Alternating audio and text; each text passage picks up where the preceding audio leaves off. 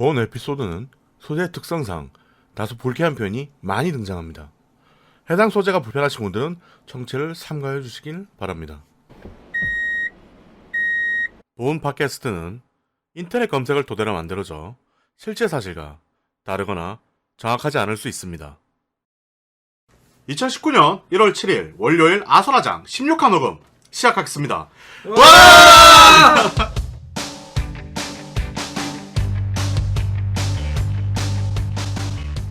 오늘 형 컨디션 좋은데? 미치겠네. 내가 오늘 작정을 했지. 얼마나 나락으로 떨어뜨리려 그런 거야? 약간 오픈할 때도 됐어요. 너의 모습 진짜 보여줘. 너의 진짜 모습. 맨날 이렇게 포장을 하려고 하니까 문제가 생기는 그래 거야. 아까 왼손 조이스틱 때 왜 아무도 말을 안 붙여? 아 그거 나 너무 위험했어 그때.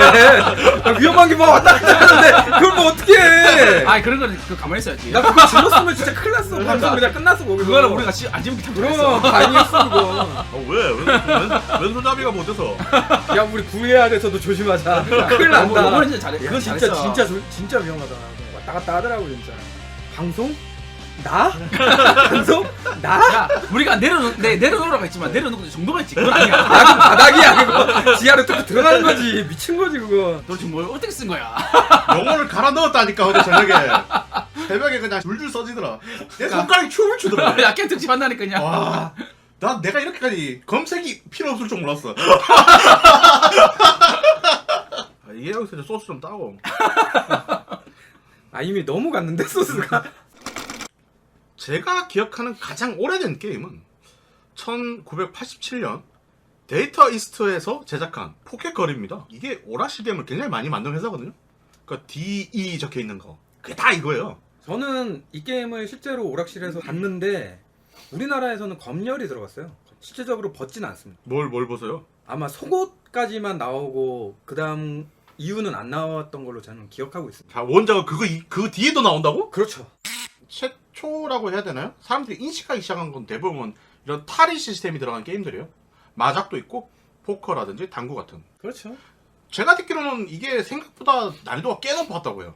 포켓볼을 좀 치는 사람이 아니면 이렇게 쉽게 그런 장면을 보지 못했다고. 네, 이게 하더라고요. 실제로 저는 제대로 한 번도 못 봤습니다. 어려워서. 당구에서 쓰이는 그게 그대로 물리 엔진이라는 네, 거. 그런 게 그대로 된다고 얘기를 공 위치 들었어요. 뭐 맞추는 네. 위치는 맞춰야 되고. 그 뒤에 제가 생각하는 그냥 아케이드 시장은 솔직히 이거밖에 생각 안 나요. 갈스페닉.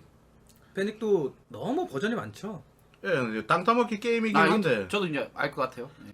이게 100%를 맞추면 히든 CG라 그래야 되나? 사진이 이제 네. 나오게 되는데 근데 이것도 나중에 나온 거고요. 갈스페닉 자체가 100%를 맞추고 안 맞추고에 관계없이 그냥 탈의를 했었어요. 거기만 나오잖아. 이것도 마찬가지로 우리나라에선 검열이 있었죠. 검열이 있어가지고 많이 안 나오고. 뭐 굳이 조금 더 짚어보자면 아케이드 시장에서 데드 올 라이브 정도? 이게 데드 오어 얼라이브 같은 경우는 저는 굉장히 팬이었거든요. 그 실제로는 이게 가위바위보 싸움이라고 해서 홀드, 가드, 잡기. 네, 뭐 잡기 뭐 이런 식으로 잘 만든 격투 게임인데 그 에로틱한 요소 때문에 게임성이 묻히는 게임 중에 하나예요. 어떻게 보면 콘솔 쪽으로 넘어와서 지금까지도 만들어지고 있지만 코스튬을 통해서 굉장히 큰 수익 구조를 가지고 있는 게임이고 나중에는 익스트림 비치 발리볼이었나? 네, 그렇죠. 애초에 그 부분만 강조한 게임이 나오기도 하고 이게 팀 닌자죠. 얘들이 닌자 가이드 만든 예. 싱어님이 굉장히 팬이에요. 근데 하야씨! 애증의 관계죠. 애증의 관계. 근데 아케이드 얘기는 여기서 끝이에요. 뭐 더 이상 생각나는 것도 없고 뭐가 있는지도 모르겠어. 시작을 어디서부터 해야 할까 하다가 1991년 5월 24일 일본에서 발매된 가이낙스의 프린세스 메이커를 먼저 말하고 가야 될 것 같아요. 나라를 구한 용사, 이제 플레이어요. 아버지가 되어서 딸을 키운다라는 육성 시뮬레이션의 원조이자 전설이고 모든 틀을 만든 게임이에요. 여기를 벗어나질 못해. 아 용사인데 월급이 왜 그래? 맨날 딸 벌어온 돈으로 살고 말이야. 자기 일 안 해. 나라 구했으니 끝이라는 거지. 당시 이제 바캉스 사진들이 도스 시절 파킹 혹은 파크라고 불렀는데 저는 도스는 컴퓨터를 지금처럼 종료가 없잖아요. 그렇죠. 그러니까 파크나 파킹 이런 프로그램을 실행을 하면 화면에 무슨 사진이 뜨고 이제 컴퓨터를 끄셔도 좋습니다라는 말이 뜨야 컴퓨터를 꺼야 안전했거든요. 맞아요. 근데 그 당시 프린세스 메이커인지 몰랐어요. 저도 시작은 프린세스 메이커 2로 먼저 했다가 후에 1이 있다는 걸 알고 1을 했던 케이스거든요. 이 프린세스 메이커는 후에 3편부터는 에로틱에 대한 요소를 완전히 빼버렸습니다. 하여튼 뭐 그래서는 3 싫어요. 그리고 그게 없잖아. 무사수행. 무사수행이 없죠. 무사수행이 빠진 게 좀 많이 컸죠. 무사수행에서 파생되는 이벤트들이 굉장히 많았고 RPG적인 요소가 재미를 많이 줬는데 그래서 재미가 많이 떨어졌어요. 3부터는 확실히 그런 부분이 없지 않아 있었죠. DD 파일이라고 있어요. 전설의 DD 파일. 아마 그런 의미는 아니겠는데 뭔가 드레스 딜렉트 이게 3부터는 딸의 맨몸을 아예 프로그래밍 하지 않았다고요. 그러니까 원래 가이넥스가 아. 그런 거에 좀 장인 정신이 있는 회사예요. 그래갖고 좀 디테일하게 많이 만들었을 텐데 윈도우판은 저 파일이 없다고 들었거든요. 근데 이게 1편에는 그냥 메뉴에 일단 벗는다라는 명령이 있었다고 합니다. 벗겨놓고 메뉴를 닫으려고 하면 알몸으로 밖에 나가는 건 싫어라고 뭔가를 입히지 않으면 그 메뉴가 닫히지 않았다고 합니다. 아 그렇군요. 자세한 설명은 생략하도록 하죠. 우리도 어디까지 가도 돼야 될지 모르기 때문에 모르겠어. 이거 방송 되는 거야 이거? 여튼 이 게임이 지금의 모든 육성 시스템의 기본을 제공한 게임입니다.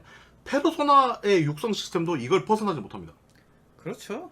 그러니까는 기본 틀을 그냥 만들어 준 거죠. 어떻게 보면은. 즉 바꿔 말하면 야한 장면은 양념 같은 거고 게임 자체의 재미도 출중했어요.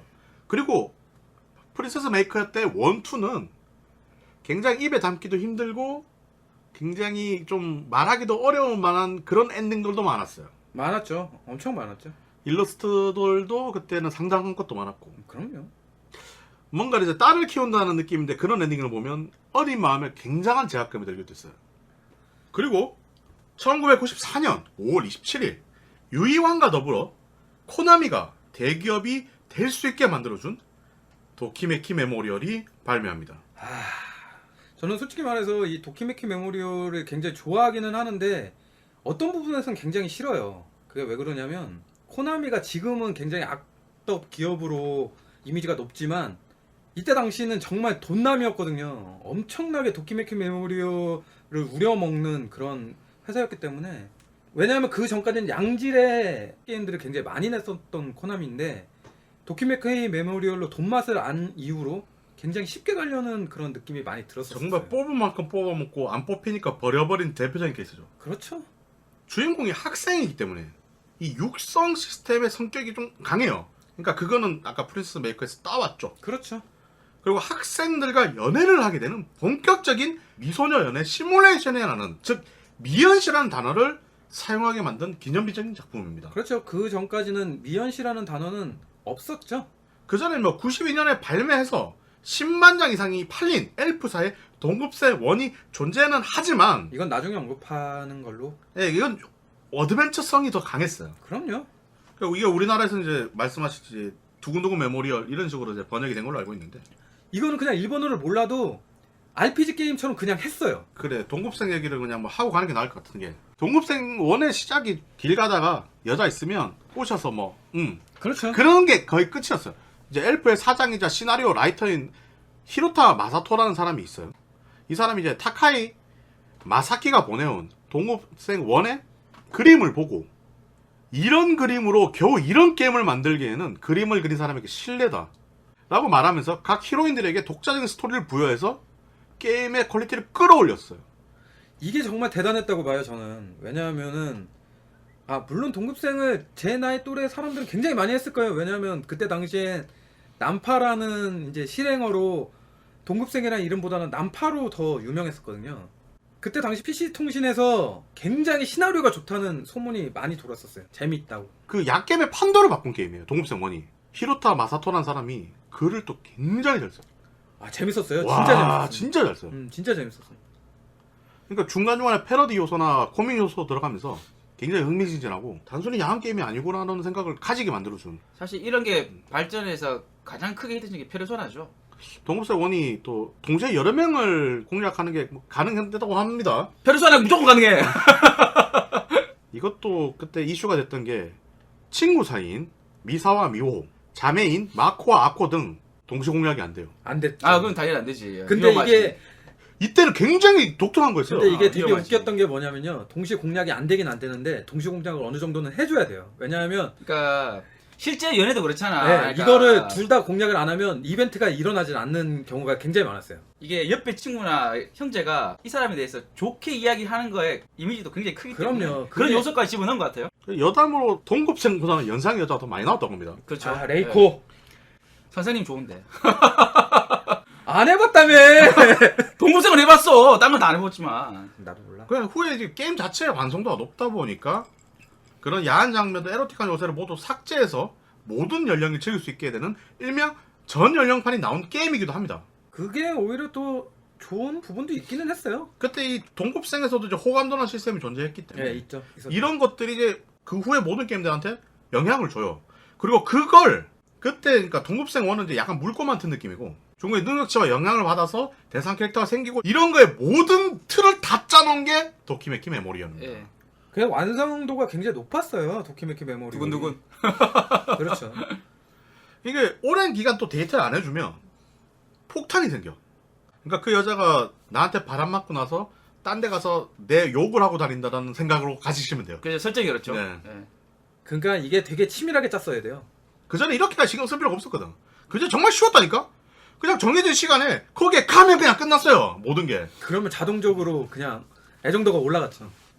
게다가 특정 능력치가 일정 수치 이상이 돼야만 공략이 가능한 캐릭터들도 이때 생긴 거예요. 아, 빨간 머리. 그러니까 육성 시스템의 결합은 정말 신의 한 수였던 거예요. 제가 진짜 다행인 게 이 게임을 안 했다는 게 다행이라고 생각들어요. 이 빨간 머리는 정말 진짜 그러니까 페르소나 같은 경우도 몇몇 캐릭터들은 능력치가 일정 이상이 안 되면 아예 아니 시작이 안 되잖아. 말도 못 걸죠. 예, 네. 이런 시스템이 여기서 처음 나온 거라니까. 그렇죠. 아까 방금 이야기했던 그런 시즌은 다 있어요. 3가 좀 그런 게 있는데 내가 이 여자를 만나다가 다른 여자한테 집적거리면 그 여자가 알게 되면 폭탄이 터져가지고 한동안 말을 못 걸어요. 그 친구 커뮤니티를 못 올려. 화해하기 전까지. 정말 싫다. 이 게임의 캐릭터 중 메인 히로인 후지사키 시오리. 도키메키 메모리얼 히로인을 다 빨간 머리로 만든 아, 이제- 전통이 돼버렸어 그게. 그냥 전통이에요. 네. 투도 히트- 빨간 히트 머리죠. 키라메키 고교의 아이돌적 존재인데요. 이 여자가 용모 단정, 성적 우수, 스포츠 만능, 품행 방정 등으로 학교에 꼭 한 사람 정도 있을 법한 그런 사람이죠. 한 사람 정도, 한 사람. 저 키라메키 교구에는 전설이 내려오죠. 거기에 있는 큰 나무 아래서 사랑을 고백해서 이루어지면 평생 간다는 그런- 개소리 하고 왔네. 될 것 같나? 아이고. 해봤구만. 이거. 그 열쇠고 뭐 아무 쓸모도 없더라. 어차피 절단기 되면 다 끊겨 그거. 그녀의 남자 조건은 그래서 매우 엄격한데 플레이어에게 3년간 완벽해질 것을 요구한다고요. 심지어 이벤트 중 그녀가 친구를 소개시켜주는 이벤트가 있는데 소개시켜준 여자랑 말하는 거 가지고도 질투를 느낄 정도의 막 미쳐버린다 그냥 사람이. 실제로도 저런 게 있긴 있었어. 뭐. 있지. 아, 그러니까 그거지. 내가 먹긴 아깝고, 아 내가 먹긴 싫고, 누구 주긴 아깝고. 그렇지. 딱 그거지. 뭘 먹어? 아 왜 그래요 또? 이것만 또 나가겠네. 이것만 나가겠네 또. 와, 당신이 단어 선택이 문제라니까. 아니 근데 맞는 얘기잖아. 속담을 뭐 어떻게 해? 내가 사귀기 아깝고라고 하면 되지. 그렇지. 아 내가 갖긴 아깝고. 아 내 말은 좋은 말은 많은데. 아, 원래 내가 이거 먹기가 아닌 걸로 알고 그렇지. 있지. 내가 갖긴이에요. 그래 내가 갖긴. 아 나 진짜. 이 사람 위험한 사람이네. 근데 저는 개인적으로 이렇게 애들 왜 미소를 연애 시뮬레이션이라고 부르는지 모르겠어요. 왜 고백하고 사귀면 엔딩이죠? 사실 그때부터 시작인데 말이죠. 이러니까 게이머들이 사귀고 난 뒤에 지식이 없다니까. 아, 우리가 연애를 못하는 거. 맞아. 뒤를 보지 못하기 때문이야. 해본 적이 없거든. 하나도 없어요. 고백까지밖에 몰라 우리는. 사귀고 나서가 중요한데 말이죠. 아 오늘도 창밖에 비가 왜 이리 많이 오는지. 폭우가 내리네 그냥. 번개도 안 치나 번개? 근데 뭐 여기서 여담인데 왜 97년 엑스터시 엔터테인먼트에서 개발한 신혼일기라는 게임이 있었어요. 저는 처음 들어봐요. 이거 국산입니다. 오호. 결혼해서 와이프의 스케줄을 관리하고 육성하는 그런 결혼반 프린세스 메이커라는 평가를 받았던 게임이에요. 그러니까 미소녀 게임인데 내가 딸을 키우는 게 아니라 와이프를 키우는 거야. 이미 결혼해가지고. 예. 예. 그리고 97년 남일소프트에서 만든 캠퍼스 러브 스토리라는 게임이 있습니다. 아, 나 제목 들어본 것 같아. 이거 굉장히 흥했어요. 되게 흥했어요. 근데 네. 나는 이게 우리나라 건 줄 몰랐어. 한국판 그 도키메키 메모리얼 같은 느낌이 있어요, 그냥. 98년도에 후속작 나의 신부가 나왔어. 이 게임의 목적은 뭐냐? 시작할 때부터 이제 아내를 정해. 1년 이내 2세를 만들지 못하면 배드 엔딩입니다. 야 너무한다. 야 이거 진짜 심한 거 아니야? 진짜 심하다. 네, 2세를 만들지 못하면 이혼이에요, 그냥. 와. 그리고 배드 엔딩. 이런 충격적인 진행 방식. 문제는 뭐냐? 대부분의 이벤트가 부부싸움이에요. 현실 반영이구만 현실 반영. 어마어마하게 했대. 진짜 어마어마하게 현실 반영이구만. 바가지 긁고 고부갈등에다 뭐 미쳐버린다 그냥. 아 참. 야 이씨. 내가 욕 안 하려고 했는데. 야 진짜. 게임 내 OST를 엄정화가 불렀대요. 오 대단한데? 그리고 게임 내 엄정화가 또 등장을 한대. 오호. 그러니까 최초의 연예인 마케팅이라고 불리는 게임이기도 하대요. 기념비적인 작품이긴 하죠. 와이프가 염정화가 되는 거야? 네. 오. 근데 닮진 않았더라고. 아. 그냥 엄정화가 이것저것 많이 했네 생각보다.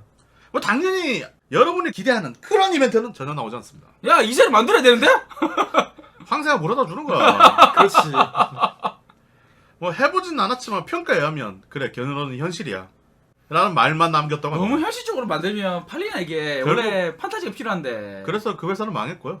도산했습니다. 아 그렇네요. 근데 문제는 캠퍼스 러브 스토리가 너무 잘 됐었기 때문에. 네 캠퍼스 러브 스토리는 정말 잘 됐었어요. 근데 이 회사가 이때 이렇게 똥볼만 안 찼으면은 얘들도 코나미처럼 될 수도 있었을지도 몰라요. 캠퍼스 러브 스토리 현실 반영해서 좋았겠지. 캠퍼스에서 러브 그렇지. 스토리니까. 근데 야 신혼부부야. 위험해. 아. 자 이제 전체적인 흐름은 뭐 이런 식인데 아까 이제 하나씩 짚어봤죠. 저희가 짚고 싶었던 건 육성 시스템은 프린세스 메이커가 만들었고 연애라든가 호감도 시스템을 동급세 원이 처음 만들었고 미소녀 연애 시뮬레이션이라는 기본적으로 호감도와 그 다음에 스탯과 이런 모든 육성을 다 합쳐가지고 완성시킨 게 도키메키 메모리얼. 그리고 그 후에 미소녀 연애 시뮬레이션은 도키메키 메모리의 틀을 크게 벗어나지 못합니다. 그렇죠. 너무 완성작이었죠. 나온 게 완성작이었어. 이후 설명은 회사 혹은 개발팀 단위로 분류를 할 수 있을 것 같아요. 하나씩 짚어보도록 하겠습니다.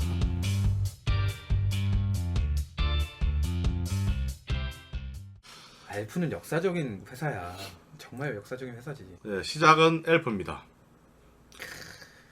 1989년 FNC의 전신이었던 유한회사 브랜드 페어리테일에서 시나리오 라이터 히로타 마사토, 아비루 토히시로를 주축으로 독립해서 주식회사 엘프라는 이름으로 창립을 하였습니다. 사명의 유래는 우리가 생각하는 그 엘프가 맞고요. 일단은 처음에 게임을 시작하면 작은 엘프가 로고에 맞춰서 나오죠. 여기서 엘프는 제가 봤을 때 페어리에 가까운. 예 맞아요. 맞아요. 작은. 외국에서는 페어리와 엘프를 또 분류를 하거든. 우리는 둘 다 요정이라고 생각하지만. 딸에 네. 나오죠. 그러니까 꽤 오래된 에로 게임 제작사이고 히트작도 많고 꾸준히 살아남았으며 일본의 야애니 브랜드 핑크 파인애플이 작품을 많이 애니화시켰어요. 뭐 핑크 파인애플도 2005년 도산했다가 2006년 간신히 부활했거든요. 뭐 저는 전혀 모르겠네요. 아 저도 몰라요. 네, 모르는 회사네요. 모르는 회사네 네. 진짜. 둘 다 얼굴 아닌데. 아니, 저는 진짜 모르겠어요. 핑크 파인애플은 진짜 모릅니다. 아, 근데 핑크 파인애플은 자기들 핑크 파인애플이라고 안 써놔요. 아 그래요? 이 자회사들도 굉장히 많고 그럼 알고는 있겠네. 계열사들이 굉장히 많아. 근데 그런 이름들이 들어가지. 음. 근데 핑크 파인애플이 손댄 건 엄청나게 많아. 아 그럼 나 왜 알지? 아 검색하니까 나오더라. 아유 전문가는 따로 있잖아요. 여튼 이 엘프사는 2016년 8월 29일부로 DMM이라는 회사가 인수, DMM 게임즈 엘프로 명칭이 변경되었다고 합니다. 출세작인 드래곤 나이트 시리즈와 동급생의 데이트로 드래곤 나이트. 단번에 업계 인류 브랜드가 된 후 그들은 전설이 됩니다. 드래곤 나이트는 저는 전혀 몰라요. 묘기가 좀 아는 것 같은데요. 네. 아 저도 잘 모르는데 뭐 아까는 엄청나게 아는 것처럼 얘기하더만 왜. 그냥 던져봤어. 왜냐면 내가 이거 하려다가 실패했거든. 그때 이제 그 세턴으로 드래곤 나이트 4가 있었는데. 맞아요. 근데 일본어로 나오다 보니까 한계가 있더라고요. 이 드래곤 나이트 저도 이제 해보지는 않았는데 워낙 이게 유명한 게임이다 보니까 어느 정도는 아는데 제가 알기로는 RPG랑 접목한 이제 그 약게임인데 지금 말씀하신 것처럼 4까지 나왔던 데이트작이었죠. 뭐 턴제 시뮬레이션이 아니었나? 턴제 RPG였나? 하여튼 네, 뭐 RPG였어요. 네, 턴제 RPG인가 뭐 그런 거였을까요? 그러니까 당시에 엘프의 회사가 도쿄에 있었고 경쟁업체인 앨리스 소프트가 오사카에 있어서 관동의 엘프, 관서의 앨리스, 뭐 동쪽의 엘프, 서쪽의 앨리스란 말이 있을 정도로 양대 산맥이었다고 합니다. 1993년 자매 브랜드 실키즈를 만들어 엘프와는 약간 지향점이 다른 주로 딥다크한 작품들을 만들기도 했습니다. 그렇게 95년 동급생 2가 발매하게 됩니다. 최대 히트작 아닌가요? 동급생 2가? 어마어마하지 이거는 진짜. 그러니까 저도 진짜 동급생 2는 해봤거든요. 아 대단했죠. 아까도 얘기했지만 우리나라에는 난파라는 이름으로 계속 나왔었었는데 난파라는 원래 무슨 뜻이죠? 그게 뭐 저도 정확한 뜻은 모르는데 난잡하게 무슨 그 연애하고 그런 사람들을 부르는 단어라고만 알고 있어요. 내가 아는 그 단어는 아니길 바랍니다. 아 그건 아닐 거예요. 그건 아닐 거야. 그건 아닐 거야. 설마 그거를 아무튼 그랬었죠. 모른 척 해야지. 인터넷 검색 결과 난파는 남자가 여자를 꼬신다는 뜻의 일본어로 주로 헌팅으로 번역된다고 합니다. 전작의 자유도를 많이 제한했어요. 전작에는 많이 돌아다닐 수 있었고 그리고 시나리오에 크게 집중을 하면서 특히 나루사와 유이는 공략본 없이는 엔딩이 보는 게 불가능하다 말했을 정도로 난이도를 대폭 끌어올렸습니다. 어려웠죠. 진짜 어려웠어요. 공략본 없이는 거의 불가능하죠. 그러니까 그전 약겜들은 정말 쉬웠다니까. 맞아요. 쉬웠어요. 도키메키 메모리어는 약겜이라고 보기에는 기본적으로 HCN이 없지 않나? 없죠. 네. 없어요. 고백하면 끝나는데 뭐. 고백해서 다 실패하면 그 다음부터 없잖아. 해외자들의 노래 나오면서 끝나는 그 아름다운 게임이라니까요. 아니, 고백 전에 왜 그래요? 이 위험한 사람이 나오다니까. 아니 내 친구가 그렇다고 내가 그런 게 아니고 뭐 그럴 수도 있죠. 뭐 사람 연애 난 건 알 수 없으니까. 알 수 없는 거지. 그 전에 약겜들은 정말 쉬웠었어요.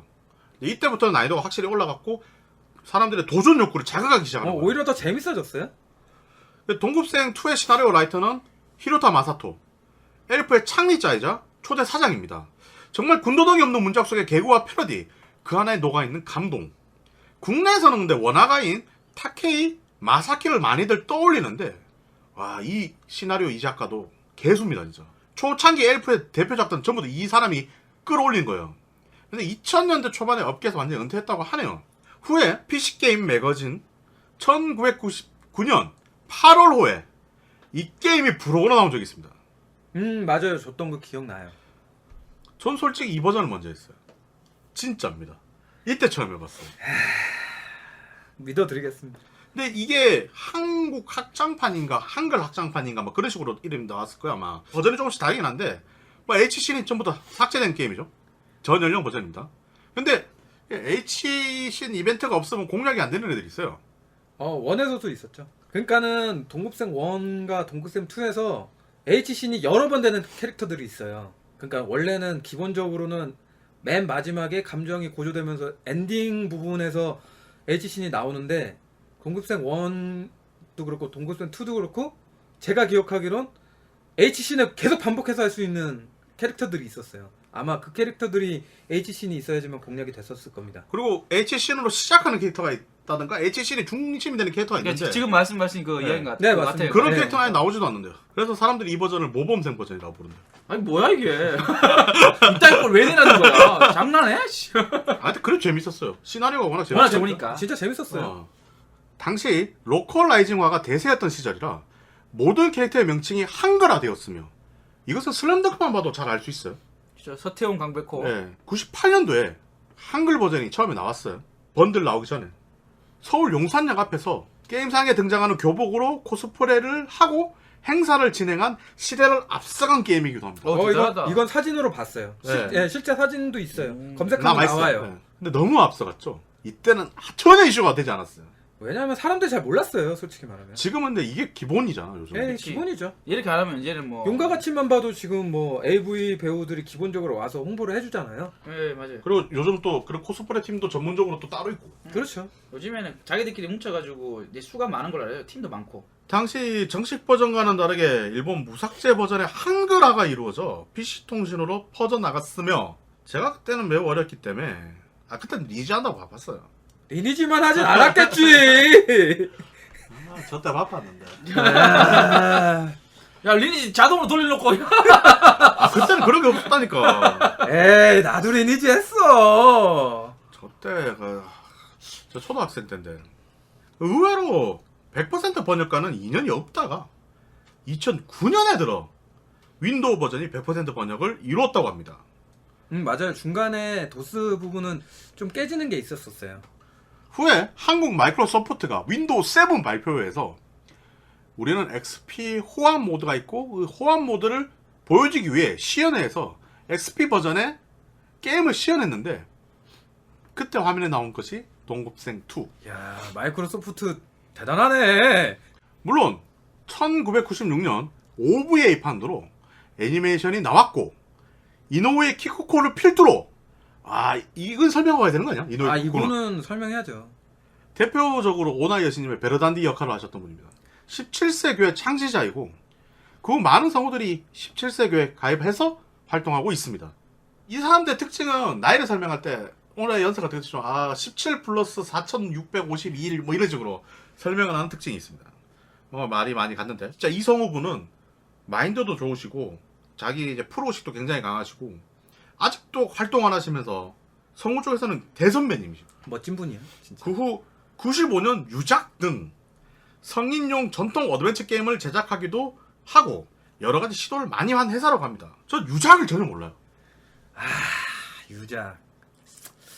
이 유작에 대해서는 좀 할 말이 있긴 한데 원래 3부작으로 기획했는지는 잘 모르겠어요. 근데 이게 아무튼 3부작으로 돼 있습니다. 유작, 취작, 귀작 이렇게 아무튼 마지막 하나가 좀 헷갈린다고 하시더라고요. 예, 마지막 하나는 좀 헷갈리는데 좀 되게 독특했던 게 유작도 약간 좀 위험한 위험한데 설정이 많이 했던가요? 제 기억이 그래요. 예, 맞아요. 근데 이 게임은 일단은 H씬을 보면 배드엔딩입니다.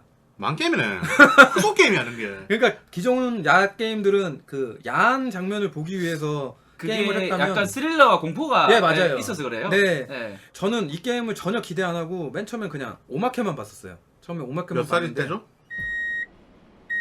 근데 실제적으로 게임을 해보고 굉장히 감동을 했었던 게임입니다. 진짜로 제가 알기로 스토리도 굉장히 좋은 걸 알고 있어요. 지금 해도 굉장히 재밌어요. 아까도 말했듯이 이 시나리오를 쓰시는 분이 필력이 굉장합니다. 그러니까 제가 알기로 이 긴장감 이 이런 걸 게임이- 잘 살렸다 네. 그러더라고. 유작, 취작, 기작이 원래 삼형제예요. 그 뭐지? 수위하는 사람 아마 잘 모르시는 분들도 노란 수건을 어깨에 맨 좀 아저씨 캐릭터라고 하면 알 수 있을 정도로 이 재밌는 게 뭐냐면 엘프사에서 그때 몇 주년 기념으로 다키마쿠라 안는 베개를 발매를 하려고 했었어. 그러니까 최고 인기를 받은 캐릭터로 다키마쿠라 랜덤을 했는데 1위를 유사쿠 유작이 받았어요. 예, 그래 실제 만들었습니다. 예, 그 수희 아저씨 다키마쿠라고. 수야 시끄러운 끄라는 거야. 근데 정말 그 정도로 그러니까 파마첵스 같은 거야. 게이머들의 뇌리에 박힐 만큼 게임이 정말 괜찮았어요. 정말 완성도가 높은 게임인데 야한 걸로만 기억에 남는 게 아쉽다는 말을 많이 하시더라고요. 예, 이거는 그냥 떡신 다 지우고 저것만 봐도 정말 재밌습니다. 차라리 잡히면 뭐 오히려 이제 살인 쪽으로 갔으면 예, 맞아요. 그러면 더 좋았을지 예, 않았을지. 저는 그렇게 생각. 뭐 그것도 문제긴 하지만 예, 문제긴 하지만 그 오히려 정도로 생각할 정도로 굉장히 재밌었어요. 후에 96년에 나온 기존 어드벤처 방식이 아닌 오히려 도키메키 메모리에 가까운 하급생이 발매 대박이 납니다. 나 근데 저걸 안 해봤지. 물론 이 게임에서 히로인 중 하급생은 딱 4명 절반만 있습니다. 제목이 연연하지 말자고요. 국내에선 PC통신 나우누리의 대한국민이라는 유저가 혼자서 번역하고 혼자서 패치를 한 버전이 존재했습니다. 와 진짜 능력자네. 와. 물론 이 게임도 그 시는 존재하고요. 이 게임은 애초에 도스판으로 나온 적이 없다고 합니다. 네, 맞아요. 그때는 도스가 사장됐을 때였어요. PC 98 버전이라는 게 있었다고 하는데 근데 한국의 어떤 용자가 또 이걸 도스로 이식을 했네. 그러니까 이게 PC98이라는 게 이제 앞에 PC가 붙어서 PC 같이 보이는데 그러니까 정확히는 PC 같은 콘솔이에요. 그러니까 제 정확하게는 기억이 안 나는데 아쉽게도 BGM은 나오지 않았다고 하더라고요. 이식한 버전은. 후에 파랑새라고 유명한 이제 번역팀이 있거든요. 있죠. 예. 더욱더 완성도 높은 패치를 내놓았습니다만 이 대한국민님 버전은 미유키 엔딩에 진행이 안 된대. 이런 치명적인 단점이 있다고 합니다. 뭐 이런 얘기까지 왜 하나 싶긴 한데.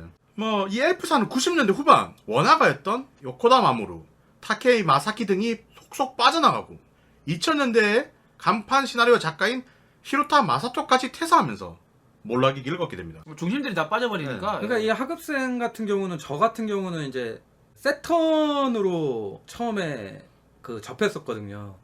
근데 이게 세턴은 플스보다 한 단계 더 성인 등급이 있었어요. 그래서 노노무라 병원 이제 노노무라 병원도 있죠. 그리고 세턴 후기 때는 그런 약 게임으로 좀 생명을 좀 더 연장하기도 했었고요. 근데 그런 게 있어요. 이 얘기는 제가 대본에 안 적은 얘기인데 미연식 게임이 쏟아지기 시작하면 그 콘솔은 망할 때가 됐다는 네, 약간 맞아요. 징크스가 있어요. 당연히 있죠. 예. 예, 왜냐하면 그게 고정층이 있는데 기존의 게임들 안 팔리니까 이제 고정층들을 상대로 어떻게든 생명을 연장하려고 하는 거죠. 그게 어떻게 보면 이제 세가 세턴도 그랬고 나중에 후에 드림캐스트도 그랬고 예, 드림캐스트 그랬어요. 네. 비타도 그랬었고 그리고 당시 동급생 3를 개발 중이었으나 그러니까 자신의 회사를 만들기 위해서 원화가인 타케 마사키가 나가버리니까 그냥 제작이 무산돼 버렸대요. 근데 아쉬운 건 이 사람은 나가서 또 사업도 잘 안 됐고 야자메 리메이크로 다시 실키즈에 돌아왔고 아까 말했던 엘프의 자매 회사죠. 자매 브랜드죠. 그 후 애니메이터로 활동하고 있다고 하는데 현재는 어떻게 있는지 잘 모르겠어요. 시작과 귀작의 원화가였던 호리베 히데노는 2006년 급성 신부정증으로 돌아갔다고 합니다. 아쉽네요. 그렇게 2004년 8월에 하급생 2가 발매하는데 그러니까 예전에 엘프 구작들은 도트를 정말 일일이 찍었어요. 와 이게 대단한 진짜 거죠. 도트장이냐. 그거는 어마어마한 노가다요. 도트는. 그럼요. 하나하나 픽셀마다 찍은 거예요. 물론 이제 그 도트 버프라고도 하고 추억 보정이라고 하는데 지금 봐도 그 도트의 아름다움은 말로 표현할 수가 없어. 진짜 대단했어. 그게 어떻게 보면은 이제 우리 세대가 참 좋았던 게 그런 것도 느끼고 디지털 된 것도 느꼈기 때문에 두 개 다 알 수 있잖아요. 근데 엘프는 그 이 2D 도트일 때 전성기를 찍은 회사예요. 그렇죠. 미쳤었죠, 한마디로. 근데 윈도우 쪽으로 넣으면서 그래픽이 바뀌게 되니까 예전에 그 그래픽 느낌이 안 사는 거야. 살죠. 네, 맞아요. 안 예. 살아요. 근데 문제는 이게 하급생 2가 메인 히로인이었던 사에몬 타마키가 처녀가 아니었다는 이유로 어마어마하게 까인 작품입니다. 그것도 웃기다. 날 참나. 네, 최근 약경 아닙니까? 진짜 이기적인 거죠. 그러니까 예. 이기적인 거지. 후에 2008년에 칸나기란 작품도 비슷한 논란을 겪었었어요. 진짜 얘들이 원하는 게 뭐냐 난 모르겠다. 아 미친놈들 아니야. 뭐 비천여 문제도 있었지만 네토라의 문제라는 것도 있었어요. 그러니까 네토라라는 것 자체가 좋은 용어는 아니에요. 아사간다. 일본어 네토루의 수동 형태로 뭐 NTR이라고 표현하기도 하는데, 그러니까 이거 이해하시면 좋은 거 아니에요. 지금 이 단어를. NTR은 정말 안 좋은 거죠. 그러니까 연인을 빼앗아가는 뭐 이런 설정이에요. 그런 걸 때 막 얘기하는 거예요. 그러니까 메인 히로인이 소꿉친구인데 그녀가 이미 대학생 연인이 있어요. 그리고 그 대학생 연인과 아까 비천여 네. 근데 내가 그걸 뺏어서 엔딩을 봐야 되는 거야. 이 모든 과정들이 마음에 안 들었다 이거지. 빡시다. 이게 오히려 요즘 나왔으면 먹힐만 했을 수도 있을 것 같은데 그때는 좀 그랬을 수도 있었을 것 같아요. 그러니까 당시 그 게임 DVD를 반토막 내가지고 함께 탄원서를 줘가지고 내가 이 회사한테 보낸다, 엘프한테 보낸다 이렇게 막 올린 글도 있었대요. 뭐 이걸 진짜 했는지 안 했는지 모르겠지만 후에 이런 논란이 생기면 일종의 이제 관행처럼 나오게 돼요. 책을 찢고 불태우고 이걸 사진을 보내고 이러는 게 이때부터 거의 시작이라고 할 정도로 회사가 휘청일 정도로 크게 타격을 입어요. 타이틀 가격도 막 반토막이 나고 여담으로 10만이 아닌 세계라는 애니메이션이 있습니다. 원래 원작은 만화책인데 주인공이 미연시 게임의 마스터라는 설정인데, 그러니까 미연시의 시스템이나 이런 것들이 베이스가 되는 약간 코믹물인데 주인공이 애니에서 좋아하는 사람이 있는 히로인을 만든 회사는 불타 없어질 것이라고 표현하는 패러디가 있어요. 그러니까 이쪽 동네에서는 이것은 불문율이라고 합니다. 이기적인 거예요, 이기적인. 그러니까는 여기서만이라도 득점하겠다 이거지. 그러니까 이걸 기점... 아 이거는 야 상도덕의 문제잖아. 야 아 이 사람 위험한 사람이야 이 사람도. 빼앗고 말겠어. 이런 거 있는 거지. 좀 그래 봐요. 아, 퍽이나 그런 것다. 그러니까 이걸 기점으로 엘프는 사랑의 길을 걷게 되고요. 근데 실제로 해보면 이렇게까지 욕먹을 게임은 아니래.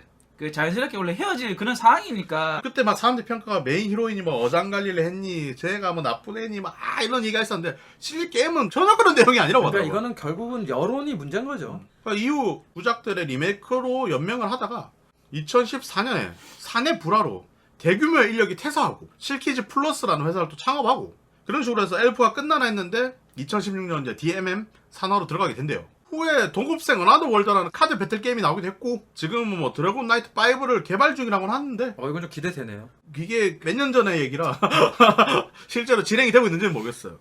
당연하다면 당연하지만 1995년 YWCA에 심하게 비판을 받은 회사이기도 합니다. 비판의 내용을 하나 소개하자면 주인공이 성폭행을 하는 등 비정상적인 성관계로 전체 구성의 틀을 이루고 있다. 등장인물 모두가 서로 상대를 바꿔가며 성관계를 갖는 등 청소년들에게 악영향을 미칠 수밖에 없는 내용들로 가득하다. 일단 이거 게임 성인들 하라고 만든 게임일 텐데요. 애들이 할 수 있는 게임은 아닐 텐데요. 근데 왜 청소년한테 위험하다라는 인식이 깔려있는지 모르겠지만 상황이 상황이고 틀린 말은 아니다 보니까 커버는 못 쳐주겠네요. 이게 기본적인 시각이 그래서 그래요. 이 게임은 청소년도 할 것이다 라는 기본 바탕을 깔고 근데 가는 틀린 거죠. 말이 아니잖아. 근데 네. 그것도 그렇고 여기 등장하는 인물들이 다 청소년이잖아요. 그게 아무래도 예. 더 크죠. 아 참고로 지금까지 영업을 하고 있는 앨리스는 대표적으로 란스 시리즈가 있는데 아까도 얘기했듯이 이쪽 업계가 야반도주가 판치고 임금 떼먹기 등 막 어마어마하게 사람 후려치는 동네인데 얘들은 자사 빌딩을 소유하고 거의 유일하게 복리 후 생제도가 있는 업체로 즉 일반 기업하고 똑같은 공채 제도가 있고요. 야근 없이 칼퇴가 가능한 회사로 업계에선 꿈의 직장이라고 와 본다고 대단하다. 프로그램이 카테고리라니. 야, 이 미친 회사 아니야. 저런 데서 일해야 돼. 아 그냥 미친 회사네. 다만 이제 이쪽은 미연시 요소보다는 육성 RPG나 국가 경영 혹은 지역 제압형 시뮬레이션 쪽이 주로 이루고 있다고 합니다. 내용이 극우적이고 꾼적인 성향과 약간 정신나간 연출이 좀 많아요. 내용을 제가 검색을 해서 봤는데 도저히 설명 못하겠어요. 저도 그냥 란스 이름만 알고 있어요. 입에 올릴 수 없을 정도의 수준의 소재들을 사용하는데 네, 그렇다고 그게 들었어요. 우리나라 입장에서는 굉장히 기분 나쁜 내용들이 많아요. 그래서 그냥 뺐어요. 네 잘하셨습니다. 중간에 96년 PC 9801 버전으로 아까 그거의 뭐 후속작인가 봐요. 네 비슷한 걸 거예요. 칵테일 소프트에서 피아키롯의 어세오세오라는 작품을 발매하게 됩니다. 이 작품은 피아키롯이라는 이름의 패밀리 레스토랑을 배경으로 한 육성 플러스 연애물인데요. 웨이트리스 속성이 흔하지 않던 시대에 최초로 이 속성을 끌어낸 작품으로 선풍적인 인기를 끌게 됐습니다. 피아케롯의 능력치랑 호감도 같은 게 당근으로 표현됐거든요. 그때 당시 당근족이라고 하면서 굉장히 많은 사람들이 피아케롯을 즐겼었죠. 물론 저도 즐겼습니다. 후에 3편은 에로게임 최초로 3편을 각색한 3편을 나눈 거예요. 극장판 애니메이션이 개봉되기도 합니다. 이 피아케롯이 실제로 현실 세계에 있었으면 좋겠다라는 바람에 단기간 동안 이벤트적으로 피아케롯이라는 패밀리 레스토랑이 생기기도 했답니다. 이벤트로 진행을 했군요. 근데 이게 현재 코스프레 카페 혹은 메이드 카페 시초로 본다고 합니다. 그렇게 봐야 돼요. 그건 맞습니다. 네. 그 업계를 만든 게임이에요. 엄청난 게임이죠. 현재 아키하바라에서는 굉장히 유행하는 그 문화를 선동한 어서 오세요 주인님. 뭐라는 거요? 이런 것도 아니야 위험하다. 이것도 위험하다. 이 게임의 특징이라면 2편과 3편에서 메인 히로인과 HCN으로 들어가는 순간 배드엔딩으로 직행한다는 전통이 있습니다. 야, 이게 좀 웃기긴 웃겼어요. 뭘 지켜달라는 거야? 어쩌라는 거야 이거? 제가 뭐 압니까? 근데 다른 사람들은 다 해도 돼요. 아 그래요? 예. 네, 다른 사람들이랑 해도 됩니다. 메인 히로인만 제외하고 나머지는 해도 돼. 왜? 내가 안 한 내가 만들었나? 후에 여성향으로도 게임이 발매가 되긴 했었거든요. 이 여성향 같은 경우도 이제 도키메키 메모리어 걸즈사이드라는 부제로 나옵니다. 그러니까 등장인물이 다 남자야. 역전이죠, 역전. 코나미가 한두 편으로 끝낼 놈들이 아니잖아. 돈남이었죠. 코나미라고 안 불렀어. 다 돈남이라 그랬지. 코나미가 이때 진짜 돈맛을 제대로 안 거예요. 그때까지만 해도 진짜 액션이나 그런 거에 명가였거든요. 메탈기어 솔리드 같은 것만 생각해도. 그럼 잠시 쉬었다가 두 번째 회사 이야기를 이어나가도록 하겠습니다. 이게 너무 길어지니까 이 다음부터 조금씩 줄일게요. 와, 엘프만 하는데 시간이 뭐...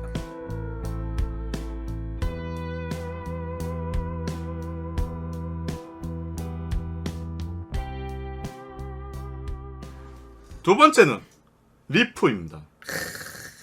아쿠아 플러스의 계열사로 초기에는 그냥 그저 그런 약겜을 만드는 회사였다고 합니다. 미츠미 미사토와 아마주 타츠키, 거기에 카와타 히사시 등 이쪽 업계에서는 일러스트가 최고로 뽑히는 사람들이라고 합니다. 슬감이 오시죠? 아까 얘기했던 거랑 이어집니다. 이전 도스는 도트 장인들의 세상이었어요. 하지만 이제는 도트 장인들이 설 곳이 없어졌네. 물론 지금도 도트 감성이라는 게 남아있고 그게 다른 형태로 이어지긴 합니다만은 굉장히 인건비가 많이 들어가는 작업이라 킹오파마저도 도트를 버렸죠. 버렸죠. 그게 훨씬 더 싸게 치거든. 3D가. 플랫폼이 바뀌면서 대세가 바뀌고 시스템이나 그래픽적인 게 완전히 바뀌게 되는데 이 첫 차를 탄 게 리프인 거죠.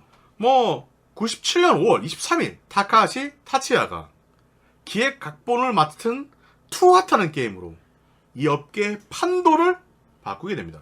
이 투하트의 장르는 당시 매우 생소한 비주얼 노벨이었어요. 아, 나 진짜 해본 게 없구나. 이 이거. 투아트는 솔직히 할 말이 굉장히 많아요. 왜 아니, 그러냐면 언제나 안 많았어 지금? 이 지금까지 많은데 뭘 더 많아야? 일단은 얘기를 하면 이게 결국은 엘프에서 리프로 넘어오는 계기가 된 게임이기도 하거든요. 원래 판권이 그때까지는 엘프가 좀 주도하는 분위기였는데 리프로 넘어오게 한 게 이제 투아트라는 게임이었고, 솔직히 저는 이 투아트의 그림은 별로 마음에 들지 않아요. 이건 호불호가 많이 갈릴 거예요. 근데 원래 미소녀 장르는 다 그래요. 근데 그 그림체를 무시할 만큼 내용이 정말 재밌었어요. 제가 주목하는 점이 뭐냐면 이 게임이 채택한 장르가 비주얼 노벨이라는 거예요. 이 비주얼 노벨이라는 장르가 굉장히 매력이 적은 장르예요. 그렇죠. 어떻게 캐릭터 보면. 그림만 나오고 배경만 바뀌고 글만 올라가요. 기존의 어드벤처식 육성 시스템, 연애 시스템도 하나도 없어. 선택지만 몇 개 골라주면서 글만 보는 거야. 맞아요. 와, 이런 게임이 흥했다고? 상상이 안 가잖아요. 그렇다는 얘기는 뭐야? 얼마나 필력이 좋았다는 거야. 스토리가 이제 아 진짜 죽여줬다니까. 스토리가 진짜 재밌다는 거지. 장난 아니었어요. 이게 리프의 근데 5번째 작품이에요.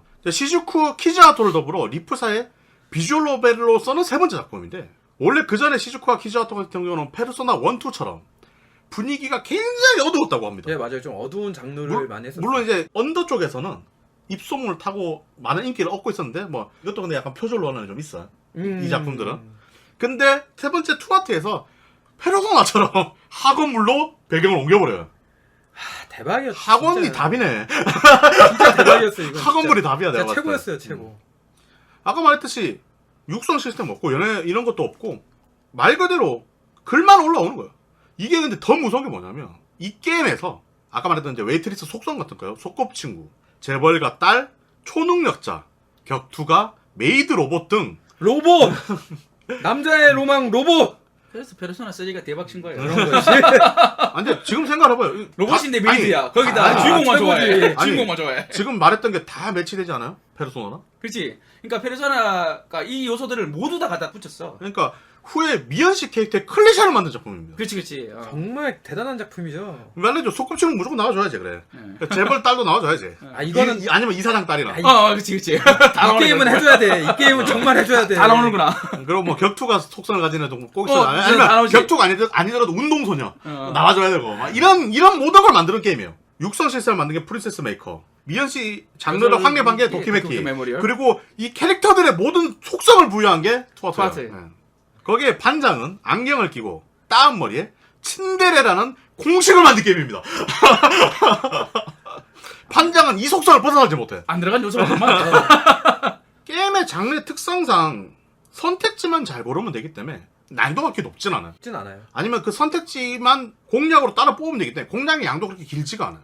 저처럼 활자 동족이 좀 있는 사람한테는 진짜 취향 저격이었죠. 어릴 때 저도 별 생각 없이 했다가 빠져들어서 했던 기억이 나요. 아 정말 진짜 미친. 물론 듯이 했어요. 전 연령판을 했습니다. 아 저도 아마 푸스로 했나 봅니다. 일본어는 모르지만 푸스로 했나 봅니다. 아, 봐. 나 안 했잖아. 얘.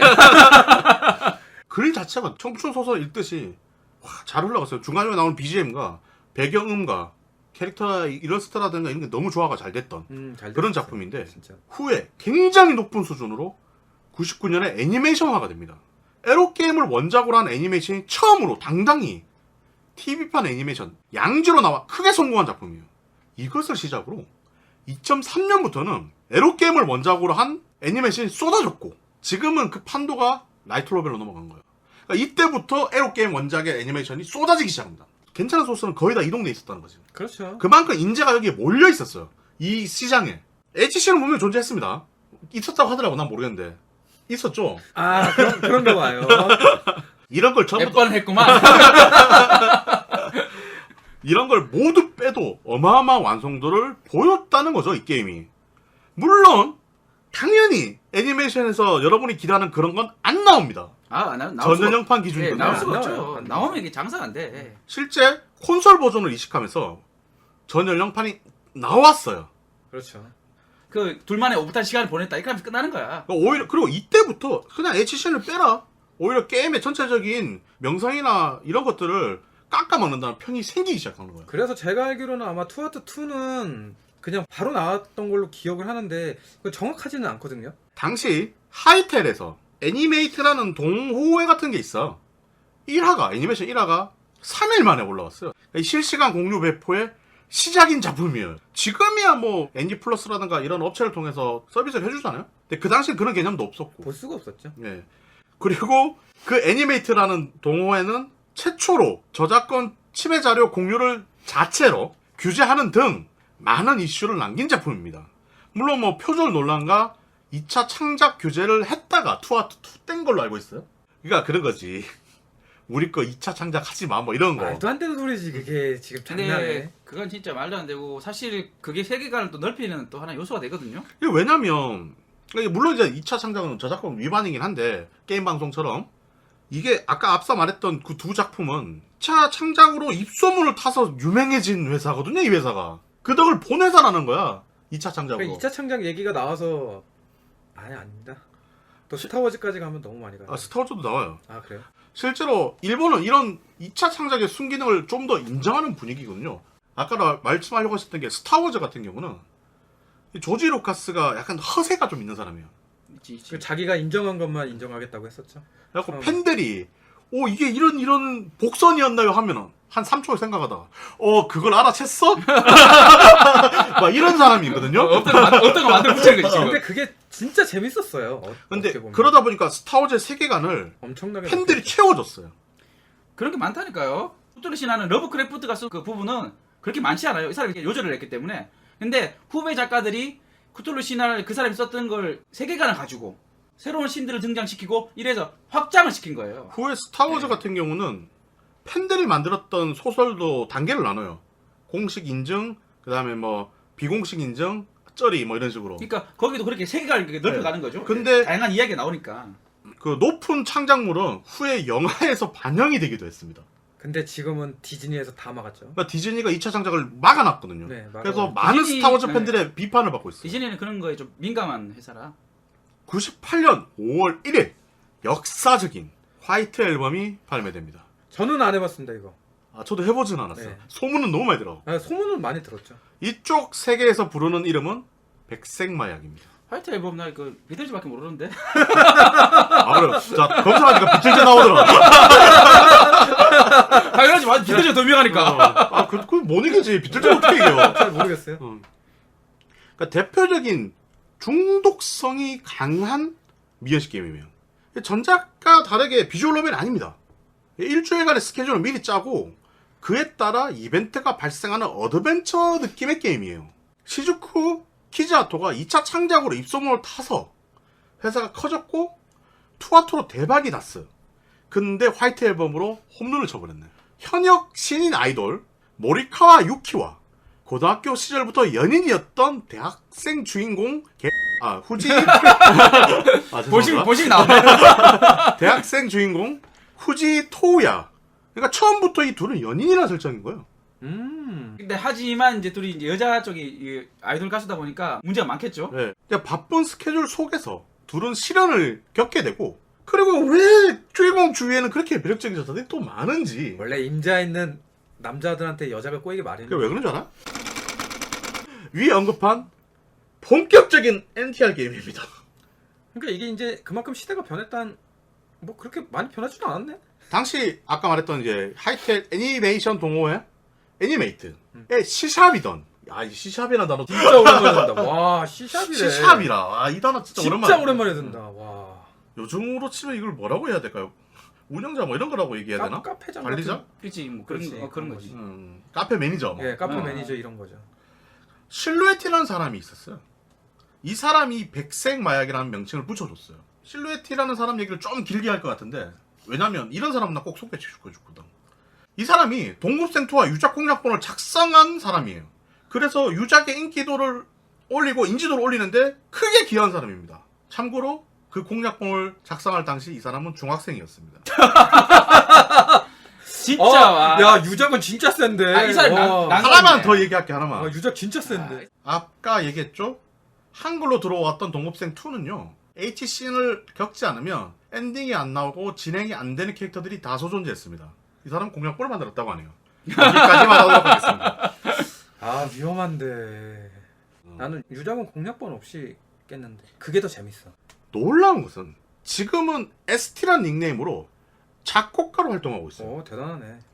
98년 당시 창세기적 외전 서풍의 강시곡 BGM을 시작으로 굉장히 퀄리티 높습니다. 그러니까 서풍의 강시곡 BGM은 하나하나가 명곡들이에요. 이 사람이 대단한 사람이구나. 대단한 사람이. 그러니까 창세기전 내에서도 손꼽히는 BGM이 서풍의 강시곡이에요. 그리고 더 놀라운 사실, 테일즈 위버에도 참여했습니다. 그리고 이지투 DJ와 DJ 맥스에서도 명곡들을 쏟아낸 무시무시한 능력자입니다. 대단한 사람이네. 이런 사람들이 언제나 그렇듯 음악 공부를 한 적이 없습니다. 심지어 전공은 한국외대 일본어과. 게임 음악만 다룬다고 생각하기 쉽지만 일렉트로니카 음악도 많이 다루고 있고 DC 인사이드에 DJ 뉴비라는 아이디로 활동한다는 것은 공공연한 비밀입니다. 이게 전설적인 그 밴드에 작곡하신 분들은 대부분 다 그냥 집에서 어머니한테 배웠거나 그냥 혼자서 공부했는 그런 그러다 사람들이에요. 보니까 틀에서 빠져나온 음악들이 나오는 거예요. 그렇죠. 예. 틀에 얽매이지 않죠. 왜냐하면 이렇게 하면 좋은 음악이 나온다는 걸 가르쳐 주기 때문에 선생님들은 그 사람들은 그런 게 없는 거죠. 아예. 그렇지. 지금은 이 사람이 이제 메이저로 올라갔었는데 빠삐코인가? 빠삐코. 아 빠삐코. 이게 빠삐코하고 놈놈놈하고 다양한 음악을 섞어서 만든 빠삐놈 병신 콜렉션이었나? 뭐 병신 믹스인가 하는 게 있어요. 이 사람이 만든 건데 완성도를 자랑합니다. 예, 그 빠삐코에 나오는 후크를 이용해서 네, 만들었겠지. 네. 예, 그 말만 들어도 그렇게 그 놈놈놈하고 섞어가지고 예. DC 인사이드에서 DJ 뉴브로 활동하면서 그 당시 일렉트로니카 믹스 음악들을 많이 만들었어요. 지금은 메이저로 올라간 사람입니다. 아이유와 함께 엘리사의 OST를 작곡하기도 했고요. 아이돌 마스터 2 DLC 특전으로 리트마치 거리라는 제목의 노래를 작사, 작곡, 편곡하기도 했고 대박이구만. 파냐 포터블이나 트윙클 크루세이더 등 주제가의 일본어 작사도 했었습니다. 대단한 사람이네. 대본 없는 내용인데 2011년일 거예요. 일본에 대지진이 났을 때 일본 사람들을 위로해주기 위한 음악을 만들어서 무료로 배포하기도 했었어요. 그러니까는 일본이 싫어도 그런 거는 해야죠. 아무리 그래도. 후에 이런저런 일들이 있긴 했었어요. 이 사람도 약간 좀 트위터나 이런 걸로도 논란이 좀 많은 사람이긴 하거든요. 2015년 데스티니 차일드의 사운드 프로듀서를 담당하였고 에스티메이트라는 회사를 창립. 역시 또 많은 일들이 있었지만 2017년 2월 11일 트위터로 음악은 취미로 하고 꽃집아들로 가업을 잇는다고 하면서 은퇴를 선언했으나 일러스트레이터로 유명한 김영태가 야, 너 오늘도 나랑 근무했잖아. 나는 답이 달렸을 정도로 대충 이 사람이 어떤 사람인지 감이 오시죠 이제. 뭔가 자기 말이지 그 세계관을 만들어 놓고 신비주의로 갈락하는구만 이놈이. 네. 뭐 실제 회사 운영 때문에 예전만큼 음악에 모든 것을 쏟는 건 힘들다고 해요. 회사 차리면 힘들지. 네. 예. 뭐 은퇴 선언만 5번 했다고. 2017년 11월 17일 신데렐라 걸즈 6차 총선 앨범곡의 작사, 작곡, 편곡을 맡기도 했다고 합니다. 이게 그럴 수도 있는 것 같아요. 그러니까 이런 음악 작업을 너무 좋아하는데 그게 하면서 스트레스인 거지. 그렇지. 근데 직업으로 되면 그러니까 쓴 거지. 그러니까 또 이제 결과물 보면 좋은 거고. 근데 그 과정은 너무 또 스트레스고. 그렇지. 이래서 그게 싫을 수도 있어. 얘기가 돌아갔긴 했지만 이렇게 성공한 덕후는 꼭 소개하고 싶었어요. 말 그대로 진짜 덕질해가지고 내 직업을 만든 거지. 여튼 이 화이트 앨범이 중독성이 뛰어난 이유는 주요 이벤트가 빌어먹을 랜덤입니다. 야, 이게 진짜 제대로 된 게임이지. 그래 인생은 그래, 랜덤이야. 모든 게임 랜덤으로 가야 돼. 그럼, 맞아. 공략을 보시면 2주 안에 누구누구가 나오지 않으면 로드 하세요. 이런 식으로. 대박인데? 내 마음대로 되지 않는 이런 것들 때문에 아까 그 빨간 머리랑 똑같은 거예요. 빨간 머리는 다 나쁜 애네. 남자도 그렇고 여자도 그렇고. 내 마음대로 안 되니까 사람이 미쳐버리는 거야. 근데 내용이 내용인지라 많은 사람들이 메인 히로인은 꼭 마지막에 공략을 하라는 추천이 있어요. 이게 왜냐면 메인 히로인의 스토리를 따라가면 게이머가 죄책감을 어마어마하게 느낀대요. 남자 주인공이 개구만. 아니 이러나 저러나 내용 자체가 후정을 굉장히 많이 남긴대요. 어쩔 수 없죠. 그만큼 잘 만든 거지 그러니까 게임. 아니 몰입이 잘 된다. 스토리가. 네. 명장면으로는 메인 히로인이 다른 히로인의 뺨을 때리는 이건 장면인데 봤어요. 후에 킹 오브 하트라는 대전 격투 게임이 있습니다. 거기서 이 두 캐릭터가 나오는데 리나 크로시라는 뺨 맞는 애가 리나거든. 왜 뺨을 때리는지는 대충 아시겠죠 지금. 맞은 짓을 했어요. 이런 도둑고양이 같은 뭐 이런 느낌이죠. 남자를 때려야지. 이 메인 캐릭터가 굉장히 청순가련한 형인데 네, 맞아요. 근데 걔가 뺨을 때렸다는 것 자체가 굉장히 충격적인 장면인 거예요. 맞아요. 후에 화이트 앨범 2가 나왔을 때도 이 장면 들어가요. 끼워 넣었어 클리셰로. 그 대단한 거지. 어떻게 보면. 근데 이 해당 캐릭터에게 사용하면 특수 이벤트가 발생하면서 그 공격이 총 9,000인가 들어간다고 하는데 대박이네. 만피가 많이거든요. 문제는 이게 주고받아요. 내가 4,000 때리고 3,000 주고받고 다시 5,000인가 때려요. 이게 잘못하면 크리티컬 터지면 내가 얻어맞으면서 죽는데 뭐 그런 독특한 원작을 재현한 또 장면이 있을 정도로 굉장히 유명한 명장면을 남겼고요. 후에 이쪽 업계에서는 이것보다 더 무시무시한 나이스 보트라는 장면이 있습니다. 또 뭐냐면 끊어. 야, 뭐 자꾸 끊어! 스쿨 데이즈라는 게임이 있어. 그거. 나이스 보트? 모르는 게 없어. 아 이거 진짜 유명한 거야. 아니, 이게 되게 유명한, 티포님이 얘기해요. 그러니까 남자 주인공이 바람이 나니까 응. 여자가 시카를 들고 찔러버리거든. 근데 이게 왜 나이트 보트냐면, 이 방송을 마지막 화가 너무 잔인해갖고, 보트가 지나가는 장면으로 대체됐어요. 실제 방송이 안 나왔어. 근데 그 장면에서 작사를 내는데, 그게, 그래갖고 갑자기, 그러니까 화면 조정 중 같은 것처럼. 사람이 공중 마지막에 한 다음에 근데 나이트 보트가 쓱 나가면서 스쿨데이즈 이렇게 돼서 나 왜 다 알지? 아 위험한데? 걸려들었어. 나 왜 이런 얘기를 하고 있는 거지? 이쪽 영역 중에서는 그대가 바라는 영원이라는 게임이 있는데 이것도 애니가 있습니다. 이게 무슨 내용이냐면 연인 사이였어. 여자친구가 사고가 나서 식물인간이 돼. 근데 그 옆에 또 그 여자친구랑 친한 여자애가 있네. 그래서 둘이 사겨. 근데 식물인간이 깨어나. 되게 일본 만화는 그런 게 되게 많은 것 같아. 그리고 치전물이 있어, 원래 또 치전물. 난 또 은근히 그런 걸 좋아하거든.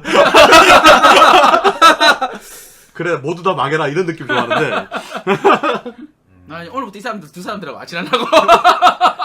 위험한 사람들이야. 아니야 이거는 편집을 해줄 거야. 내역이가 그런 내용으로 마지막에 개박살 난 거 아니요. 내역이 몰라? 응, 난 모르지. 내 여동생이 이렇게 귀여울 리 없을 저 몰라요? 뒤에 있어요. 아니, 나는 서랍 안에 정보를 난 왜- 진짜 왜 몰라. 저걸 안 태웠어? 저거 태워야지. 아니, 이 사람들이, 나 어떻게, 나 진짜 몰라. 나 아니 모른다고. 내역이가 맨 마지막에 그니까 이 사람들 위험한 사람이야. 아니, 무슨 약겜 특집을 해가지고, 치전물부터 시작해가지고 있잖아. 아니 근데 그건 진짜 난 되게 재밌게 봤어. 위험한 이야기만 계속 하고 있어. 좀 위험하긴 한데 재밌었어. 난 되게 재밌게 봤어. 그 후 투어트의 후속작과 화이트 앨범의 후속작들은 큰 영향을 주지 못하다가 우타와레루 모노라는 게임으로 칭송받는 자였나 뭐 하여튼 그런 식의 제목일 거예요 이게. 이 게임이 초대박이 났어요. 아마 이게 리마스터인가 리메이크가 나와요. 돼요 이번에. 네. 네, 플스4로. 그래서, 그거구나. 네, 2002년 투채널 기준 베스트 에로 게임 1위로 오르기로 했답니다. 이 게임이. 해봐야겠네. 아니 근데 지금 하려고 하면 너무 불편하대요. 아니요, 그러니까 리메이크가 나오는 걸 해봐. 아 리메이크도 불편하대. 아 그래요? 아 괜찮아요. 애정으로 극복할 수 있어. 아, 시나리오만 괜찮아. 시나리오는 진짜 네. 못해. 근데 두 번째 회사 얘기를 이쯤 하고 세 번째로 넘어가 볼게요. 아이고 빡시다. 지금.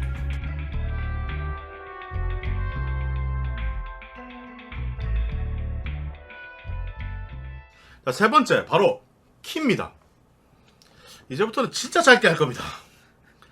이러다 죽겠네 지금. 와 매번 녹음할 때마다 우리 분명히 막 짧게 하자면서 와 이러면 난 편집 어떡하냐 지금 벌써 3시간 40분 지나갔다. 야, 아는 이야기 다 꺼내니까 그렇지. 아 여기 갑자기 계속 이상한 얘기 하잖아. 막 치정물 얘기하고 아니 막. 해야 될 거 아니야. 할 거 아니 하라며.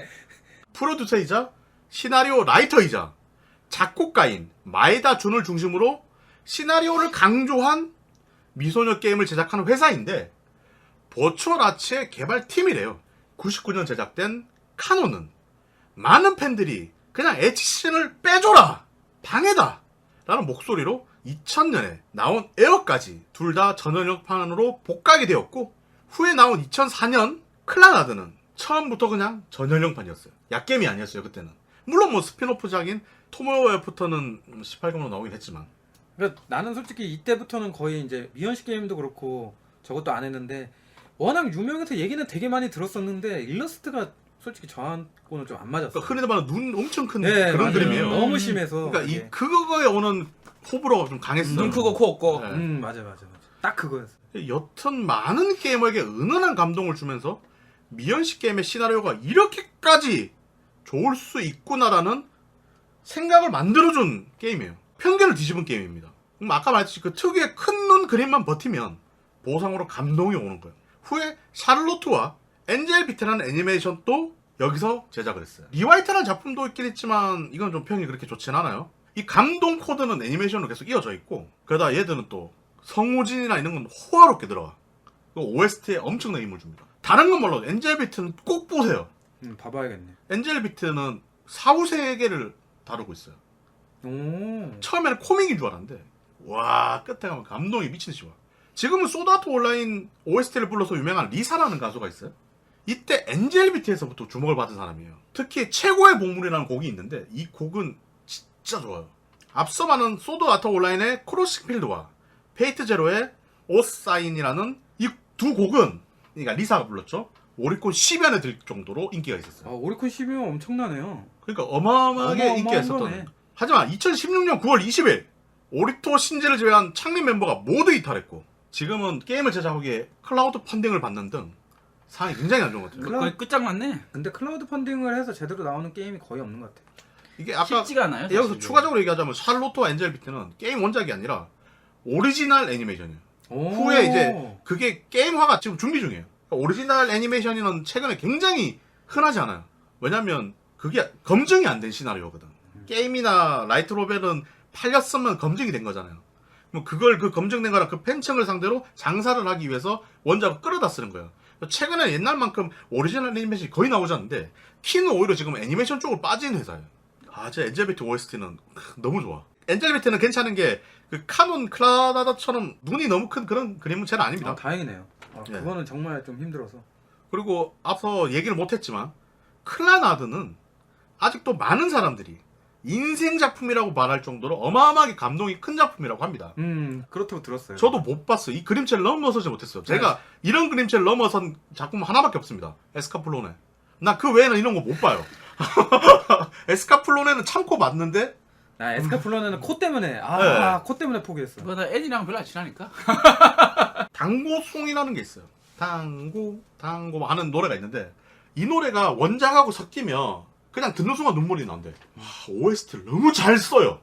적재적소에 이 회사가 그냥 그 음악이 그만큼 중요한 거예요. 시나리오와 OST로 그냥 다 섞어버려요. 그리고 호화로운 성우진 자체가 탑클래스예요. 다 연기가 안 좋을 수가 없지. 이상하게 나오는 게 자체가 이상하지 그렇지. 그러면. 좀 이상한 거. 그러니까 장점을 극대화시키고 단점을 그냥 다 무시해버리는 게임이에요. 이거는 그냥 우리는 시나리오랑 OST가 장점이 있다. 그러면 이걸로 그냥 다 밀어붙이자. 뭐 게임 시스템 몰라 그런 거 그게 뭐야. 이걸로 인해서 에로 게임에 대한 시장의 편견을 완전히 뒤집어 엎었어. 더 이상 야한 게임이나 이런 게 아니다. 이제 미연시라는 장르 자체가 확실하게 인정받고 게임성이라든가 이런 것들로 인정받았던 어마어마해요 감동이. 자 짧게 갑시다. 절대 에로한 요소가 적어서 짧게 가는 게 아닙니다. 맞는 것 같은데.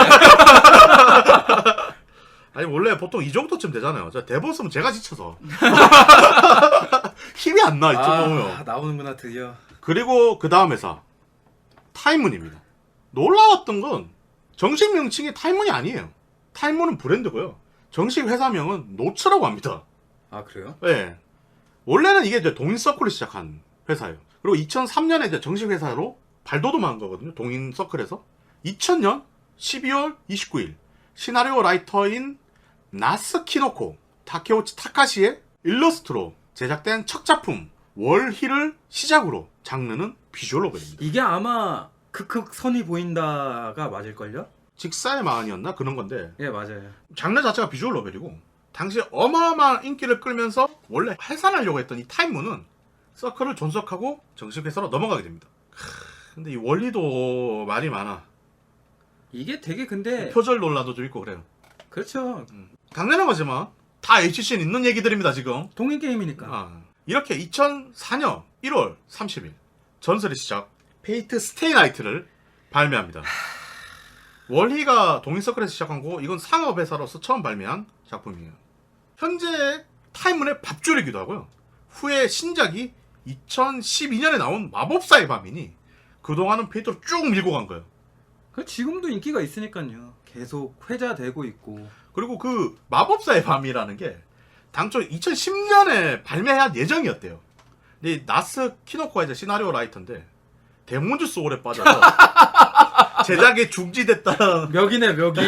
데몬솔 나 아직 못 해봤어. 멱이구만 멱이. 근데 실제로는 스크립트 작업 때문에 연기가 됐대요. 시나리오는 이미 완성이 되어 있었대.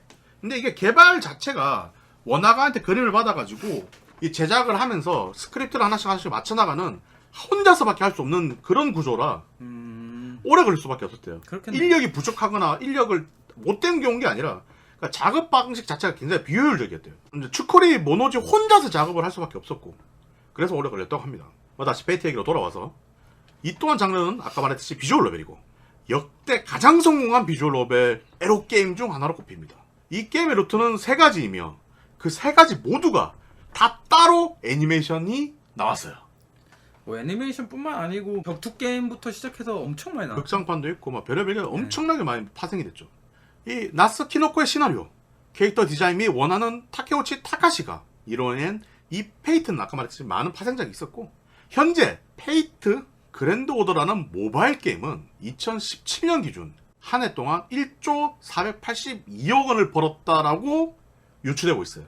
정말 잘 만든 IP 하나로 어디까지 갈 수 있는지를 보여주는 일례로 타임문은 이제 약게임 회사에서 당당한 메이저 회사가 됐어요.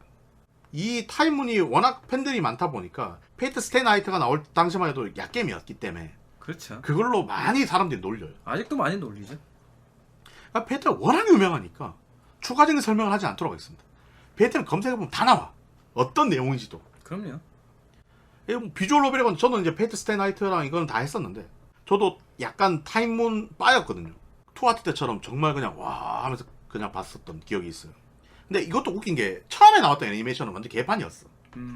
근데 이제 후에 애니메이션이 계속 나오는데 점점 퀄리티가 좋아지는 거야. 페이트 제로는 페이트 스테이 나이트하고는 비교도 안 될 정도의 퀄리티를 보여줘요. 엄청나네요. 예.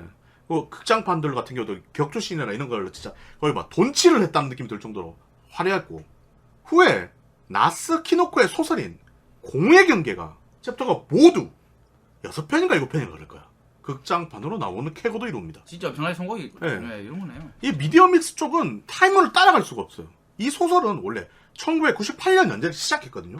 여기서 아까 말했던 페이트나 월요에 나오는 기본적인 설정들, 마술사, 마법사, 그리고 아까 말했던 직사의 마흔 등 이런 모든 공통적인 설정이 나온 게 이 소설이에요. 그걸 이제 설정을 갖다 쓰는 거죠. 2001년 이 연재분을 묶어서 코믹에서 판매를 시작했고요. 2004년 메이저로 정식 출시가 됐어요. 한 달 만에 40만 부가 팔렸고요. 엄청 팔렸네. 2007년 기준 100만 부를 돌파했습니다. 지금은 이게들이 또 상중하는 다시 냈거든요. 그거 집계 안 된 내용입니다. 지금은 훨씬 더 많이 팔렸을 거예요. 더 무서운 건 국내에서 2006년 기준 10만 부가 팔렸습니다. 엄청나구만. 그리고 2011년 문고본 출간까지 총합 20만 부가 국내에서 팔렸습니다. 2011년이에요. 지금 몰라요. 참고로 저도 가지고 있고 단편집도 다 들고 있어요. 정말 여러 번 읽었고. 이제 타임문의 특성상 좀 글을 난해하겠어요. 그렇다고 들었어요. 설정도 굉장히 많고요. 그래서 보다가 뒤집고 계속 보게 되는 그런 게 있어요. 근데 그런 걸 또 전 좋아하거든요. 싫어하는 사람들 지친다. 네. 그래서 이런 것 때문에 마니아층이 매우 두껍고 그 전에 키 마니아들이 대부분 이 타임문으로 넘어왔다고 합니다. 자, 그럼 마지막으로 시기와 상황이 전혀 맞진 않지만 이런 소재에서 절대 빠질 수 없는 그 이름 일루전입니다.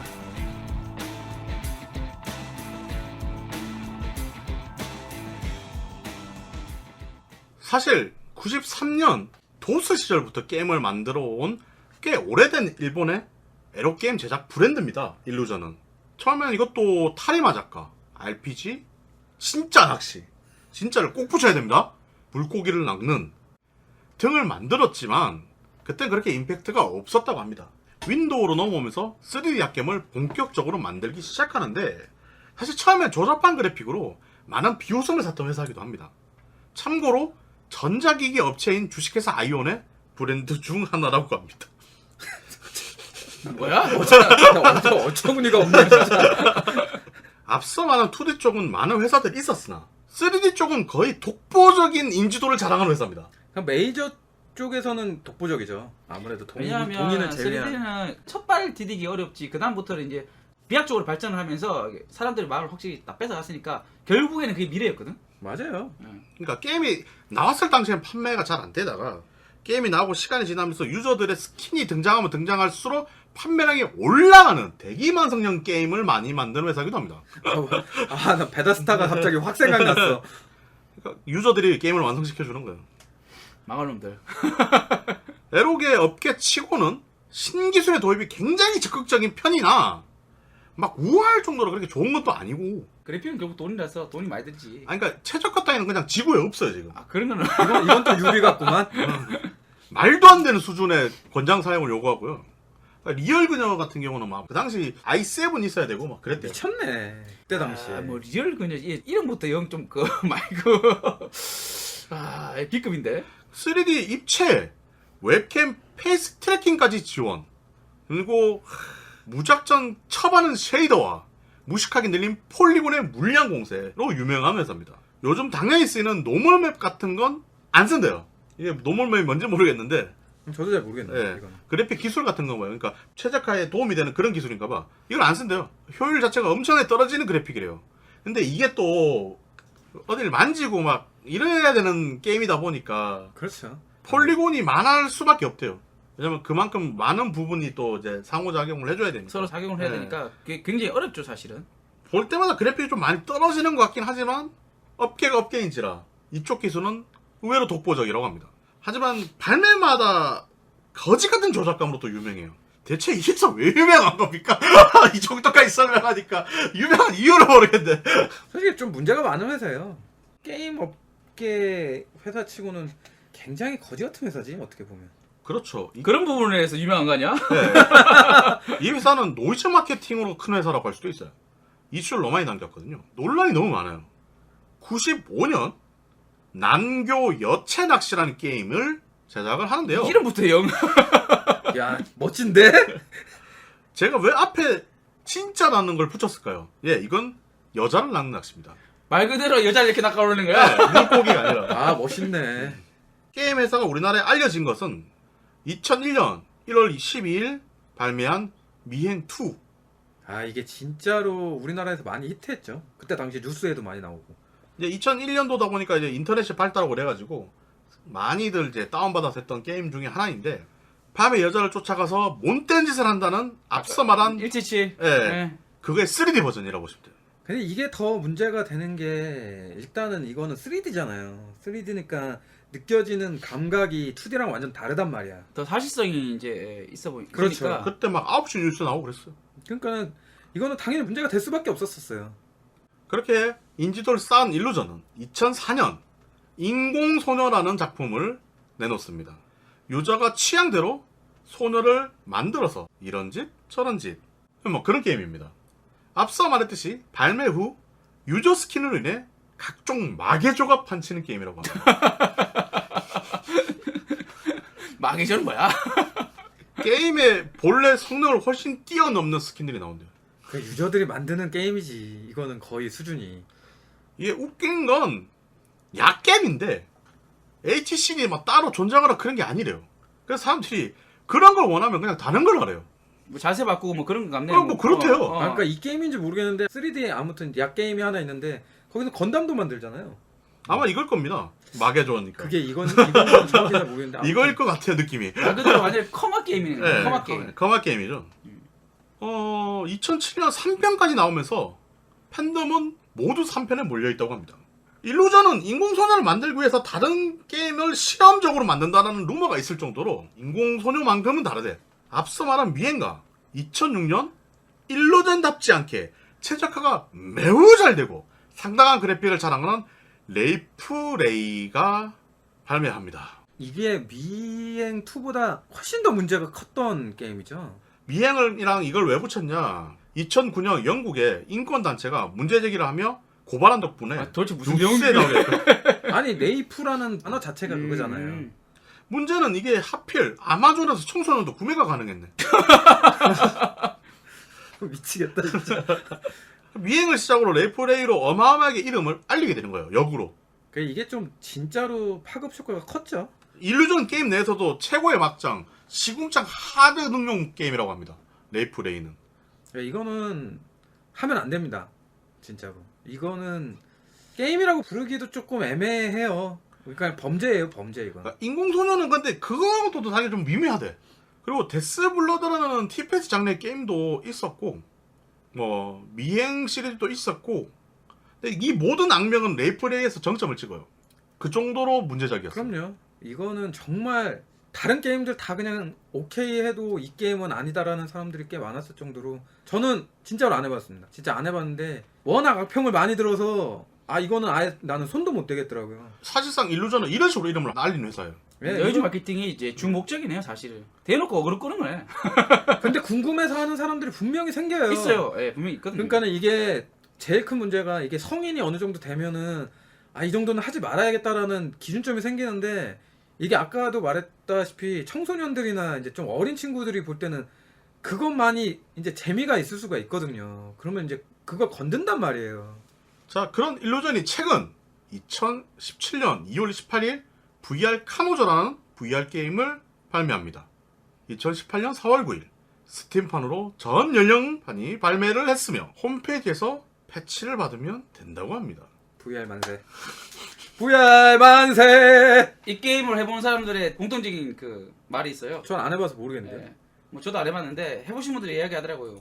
이 게임이 진짜 인생 게임이라고. 그래요? 이게 인생 VR의 게임이다. 의미는 뭐라고요? 성인이다. 그래, 내가 했네. 내가 했어. 예. VR이 또 미래가 되구나. 예. VR의 미래는 뭐라고요? 성인이다. 그래, 내가 했네. 내가 했어. 예. 이렇게 마지막으로 음식료 팔아먹고. 바로 받았어, 전화해서. 민중님이 다 덮어쓰고. PS VR로 나온 썸머 레슨이라는 게임이 있어요. 네, 있죠. 방송 네. 하시는 분들 있더라고요. 이제 수익이 안 높아서. 듣고 계셨네. 은민중님. 근데 이 썸머 레슨이 처음 나왔을 때는 굉장히 기대가 컸는데 실제로 나오고 보니까 할 수 있는 게 별로 없는 근데 거예요. 내용은 별로 없었어요? 썸머 레슨도 가해하는 게임이거든요. 여학생을. 예, 맞습니다. VR 카노조도 가해예요. 뭔 소리야 이거? 지금 표정이 표정이 그게 아니었는데. 뭐라고? 내가 알고 있던 과외가 아닌데. 그렇구만. 내용을 뭐 자세히 설명할 수는 없으나 VR의 미래는 뭐라고요? 성인이다. 이 말을 제공한 게임이기도 합니다. 이 말을 유행시킨 게임이에요. VR이 더 가볍고 간추해지기 전까지는 미래는 맞아요. 점점점 작아질 건 확실해요. 그렇게 돼야 돼요. 왜냐하면 몇 번 생각하면 벽돌이었잖아요. 근데 맞아요. 지금 손바닥만하게 변했잖아요. 뭐 게임의 내용은 설명할 수 없지만 이것은 소개를 시키는 게 낫겠다 생각해서 몇 개 글을 좀 옮겨봤는데 게임을 시작하면 경고문이 뜨거든요. 주변에 당신의 가족이 있나요? 야, 너무 작잖아. 주변에 당신의 가족이 있나요? 누군가 집에 있나요? 당신의 헤드폰 볼륨은 적당한가요? 소리가 주변 사람에게 들리나요? 방문은 잠겨 있나요? 모든 것이 단단히 잠겨 있는지 확인하세요. 라는 경고문이 뜬다고 합니다. 게임을 플레이할 때 좋은 게임이구만. 우리의 미래구만 그냥. 이 또한 교복을 입고 있다 보니 시작 시 모든 등장인물은 18세 이상이라는 말이 스팀 페이지에 추가되어 있다고 합니다. 결국은 그 학생은 재수생이나 복학생이나 말이 되는데요. 그런 거지. 에이, 뭐 그런 거지. 어른의 사정이지. 참고로 일루전은 스팀 페이지에 이 게임의 스크린샷을 제발 올리지 말아달라고 부탁하기도 했습니다. 큰일 난다는 거지 그냥. 국내에서 이루어진 개발자 인터뷰에선 텐가라는 회사와 연동을 생각하고 있다고 합니다. 그 텐가는 지금 우리나라에서도 유통을 하고 있죠. 그렇죠. 이 회사에 대해서는 더 이상 자세한 설명은 생략하도록 하겠습니다. 오! 오! 일루전은 동종업계와는 이미 협업을 한 적이 있습니다. 예, 실제로 스크린샷이 있었죠. 본 적이 있습니다. 추가로 VR 주변 기기 중 이걸 어떻게 읽는지 모르겠는데 바크소 VR이라는 아마 이게 맞을 것 같아요. 바크소가 냄새를 맡게 해주는 게 있대요. 결국 4D로 가나요? 아 이제 갈 때까지 가는구나.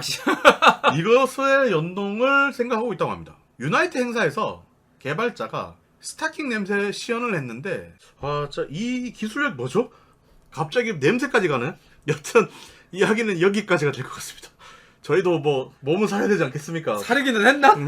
하나도 안 사린 것 같아. 야 이미 끝났어. 아 이제는. 끝났어 진짜. 다음 방송 없어. 아 몰라 나는. 이거 위험해. 뭔가 자세하게 설명하지 못한 부분이 많은데, 그러니까 에로 게임이라는 장르가 생각보단 다양하고 실제 일본 시장이나 여러 부분에 영향을 줬다라는 것을 알려드리고 싶어서 이 주제를 선택했어요.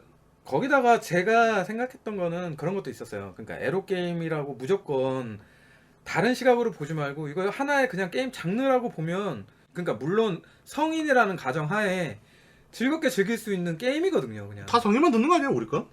그러니까 아마 여러분들이 기대하는 그런 내용들이 거의 나오지 않았을 거예요.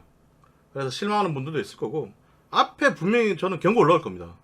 이번 에피소드는 불쾌하거나 뭐 그런 그 경고문 같은 걸 넣을 거예요. 이거는 이번에. 너무 민감한 네. 부분이긴 하죠. 혹여나 내용이 불쾌했다면 다시 한번 사과드리도록 하겠습니다. 자, 마이너스님, 오늘 처음으로 라디오 녹음을 해보니까 어떤가요? 끝났지 뭐. 뭘 끝나? 나 이제 방송할 수 없어. 버린 몸이 돼버렸어? 이제 오픈했으니까 막 해. 아니 이제 진짜 던져도 되는 건가? 아니, 날 믿으라니까? 내가 사람 만들어줄게. 사회생활 될 정도까지는 내가 만져줄게. 당신을 믿었다가 지금 남자를 좋아합니다. 그러니까. 이래서 지금. 아 믿을 사람 믿어야지. 자, 라디오도 라디오만의 매력이 있죠. 저희가 지금 4시간 넘게 했거든요. 근데 평소 이 정도면 짧게 한 거예요, 저희는. 근데 솔직히 말해서 되게 재밌었어요. 근데 너무 민감한 주제다 보니까 이렇게 좀 더 나가고 싶었던 부분도 있고 참은 부분도 꽤 많은데. 뭘 더 나가 치정크까지 나왔는데 여기서 더 나가면 야 우리 진짜 야 나이스 보트보다 더한 게 있어. 아무도 못해. 아무튼 뭐 그래도 상당히 재밌었습니다. 아니, 아까 그 얘기를 하는 거야. 자기는 AV 막 얘기도 하고 싶다는 거야. 야, 원래 여기 연동은 안 갈 수 없어 AV가. 그건 맞긴 맞아요. 그러니까 배우 얘기하고 배우의 사실- 대표작들 품번 얘기하고 막 이러자는 거야. 사실 용과 같이 해서 이미 그런 것들이 이제 오픈돼 있기 때문에. 그럼 아니 그거를 아무에 도리가 있지 품번을 말 안 할 수는 없다면서. 그거를 솔직히 대놓고 품평하는 것 자체가 좀 웃기기도 한데 그걸 너무 우리나라에서 어디까지나 불법이긴 한데 그렇다고 그걸 너무 움츠러들어서 얘기를 안 하고 암흑으로 파고 들어가는 게 더 문제라고 생각해요. 근데 아수라장에서 AV 배우 얘기하잖아. AV 시장의 어두운 면이라 그래가지고 그 시장에서 이루어지는 그런 행위들이나 모든 나쁜 짓에 대한 업계 비판이 아마 나올 거야. 여러분이 생각하는 그런 배우 얘기는 안 하고. 야 일본 AV 업체에서 야 우리한테 항의 들어온다. 그런 거 하지 마. 그들한테 잡혀갈 수도 있어. 아 나는 뭐 게스트니까. 우리가 뭐 하나 뭐 시키는 것도 그래. 하니까. 우리 그냥 가만히 있어. 아 나 게스트야. 아 나 몰라. 어차피 우리 편집은 다 해야 돼. 아 시끄러워. 다음 녹음은 진짜 언제가 될지 모르겠어요. 이번엔 우리가 생각보다 빨리 됐던 이유가 마이너 시그님이 우연찮게 대구로 오신다고 하셔가지고. 스케줄을 네. 맞춰서 그런 거지. 뭐 앞으로도 어떻게 될지 모르겠어요. 할 이야기도 별로 없고 이제. 할 얘기야 많지. 건들 수 있는 부분이냐 아니냐에. 아니야. 그냥 우리가 돈이 안 돼서 그래. 그렇지. 그게 제일 중요한. 열정으로 만들어야 되는데 그게 힘든 거지. 이게 뭐 메이저급으로 올라간다고 하면은 계속 하는 거야 나쁘지 않지. 근데 그게 아니니까. 그러니까 지금은 그냥 팬 서비스 차원으로 하는 경향이 있거든요. 그러니까 제가 올리는 유튜브는 대부분 공략이나 가이드잖아요. 그러다 보니까 사람들이 심심할 때 뭔가 듣거나 볼만한 그런 컨텐츠가 적어요. 골수 팬들은 이 아수라장을 듣는 것도 하나의 자기들의 낙이라고 하시니까 뭐 어떻게 될지 모르겠습니다. 그럼 아수라장 16화 여기까지였고요. 모두들 안녕. 아유 힘들었다.